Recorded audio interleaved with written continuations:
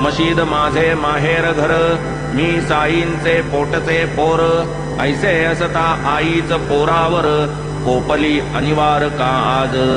सर्प डंखला हे गारहाणे, माते वाचून कोठे नेणे, परी तीच जै लाथे हाणे, केविलवाणे मुख केले.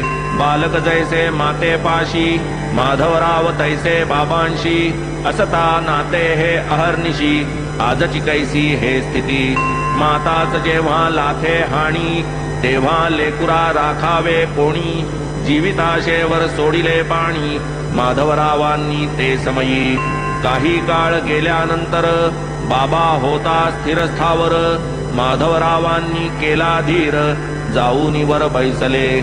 बाबा म्हणाले न सोडी धीर, काहीही मनी न करी जिकीर, बरे होईल सोडी फिकीर, दयाळू फकीर सांभाळील.